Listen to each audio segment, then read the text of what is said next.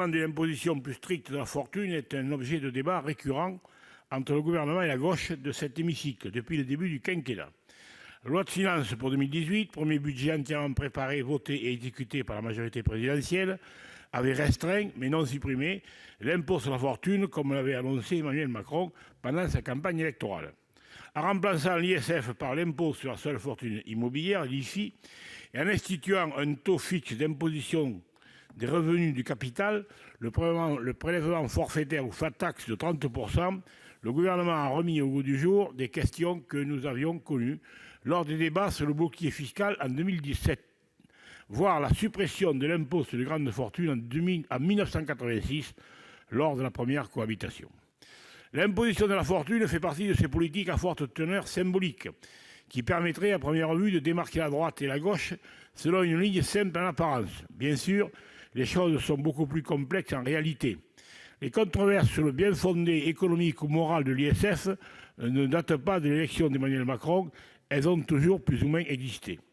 Vous le savez, le radicalisme dont nous nous réclamons s'articule autour de grands principes qui ont façonné la République, tels que la défense des libertés, l'égalité, l'union nationale, la laïcité, la protection de la propriété individuelle. C'est pourquoi il se reconnaît moins dans les débats souvent teintés de présupposées idéologies, comme celui de l'imposition de la fortune.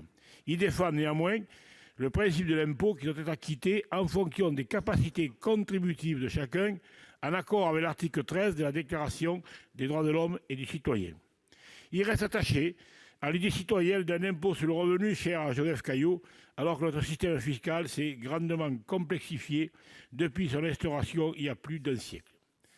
Que dire donc de l'établissement d'une imposition plus forte sur le capital ? L'impôt sur la fortune, tel qu'il existait jusqu'en 2017, rapportait un peu plus de 4 milliards d'euros par an. On pourra juger que ce n'est pas un montant seulement symbolique, bien que cela ne représente qu'une petite fraction des recettes publiques. Sa transformation en impôt sur la seule fortune immobilière a surtout révélé la part prépondérante du patrimoine financier chez les ménages les plus aisés. C'est d'ailleurs la volonté du président de la République que de soutenir ce type de patrimoine, jugé davantage productif.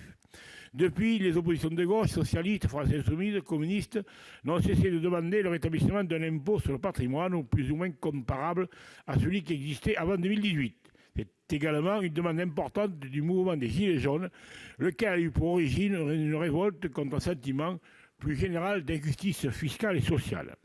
Face à ces revendications, le gouvernement s'est jusqu'à présent toujours refusé à remettre en question cette réforme parmi les premières mises en œuvre au début du quinquennat et qui reste un jalon important de sa politique, malgré le besoin de trouver de nouvelles recettes publiques pour couvrir les dépenses très importantes décidées pour faire face aux conséquences économiques des mesures de lutte contre l'épidémie de Covid-19. La commission des finances du Sénat a rendu en octobre 2019 un intéressant rapport d'évaluation de la transformation de l'ISF en IFI et l'instauration du PFU, qui a conclu à une certaine précipitation de la réforme et des effets négatifs insuffisamment pris en compte. Au-delà des a priori idéologiques, c'était effectivement la critique qu'on pourrait formuler. N'aurait-il pas mieux valu préparer une réforme plus nuancée, moins empressée, de la fiscalité du patrimoine et en permettre une évolution réellement efficace ? Rappelons qu'une grande partie des Français s'acquittent déjà d'impôts sur la détention du capital, les taxes foncières. Dans cette perspective, l'IFI ne s'apparente qu'à un impôt additionnel à la taxe foncière pour les patrimoines les plus élevés. Cette réforme semble avoir eu un effet positif sur l'attractivité du pays, comme en témoigne le retour d'un certain nombre de contribuables. En outre, la perte de recettes fiscales n'a pas été aussi forte qu'annoncé. Toutefois, peut-on aller jusqu'à attribuer les bons résultats économiques de la France pendant les 3 premières années du quinquennat à cette réforme particulière ? Ne faut-il pas y voir aussi l'effet de réformes antérieures ou bien de domaines plus structurels, comme la réglementation en matière de droit économique et de droit du travail ? Il est donc permis de douter.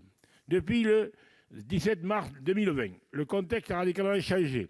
Il ne s'agit plus de favoriser l'attractivité ou d'améliorer la compétitivité de notre économie, mais de soutenir les entreprises face à une crise majeure et de sauver notre tissu économique des conséquences dramatiques des mesures d'urgence mises en place pour lutter contre l'épidémie de coronavirus. Hier, le ministre de l'Action et des Comptes publics a annoncé un chiffre actualisé du déficit public désormais estimé à 220 milliards d'euros pour 2020. Cette dégradation sans précédent des comptes publics va entraîner un endettement record et, hélas, probablement, le besoin de dégager de nouvelles ressources. Se pose alors la question de la contribution des différents secteurs de la société au redressement économique du pays, en particulier le rôle des plus aisés, et sur la manière la plus adéquate de contribuer. Du strict point de vue des finances publiques, l'imposition du capital peut dégager quelques milliards de recettes, contribution certes limitée face à l'ampleur de la dépense, mais là aussi symbolique. Le relèvement du seuil d'assujettissement de 1,3 million à 1,8 million d'euros afin de sortir de l'impôt les petites fortunes immobilières, comme le proposent nos collègues socialistes, serait une bonne chose. En effet, depuis l'instauration de l'ISF, le patrimoine moyen des Français a très largement augmenté. La modernisation des modalités déclaratives est aussi une exigence, car c'était un des principaux défauts de l'ISF. Elle reste toutefois à préciser. Force est de constater que les mesures d'urgence sanitaire n'ont pas affecté tous les ménages et toutes les professions de la même manière. C'est pourquoi une taxation du capital ne serait pas moins légitime qu'une taxation accrue de la consommation ou des revenus. La situation des finances publiques sera un sujet de préoccupation encore plus majeur dans les prochains mois. C'est pourquoi les propositions dans leur diversité sont bienvenues. Les membres du groupe RDSE voteront donc majoritairement en faveur de cette proposition de résolution et les autres s'abstiendront. Merci, Monsieur Ruquier.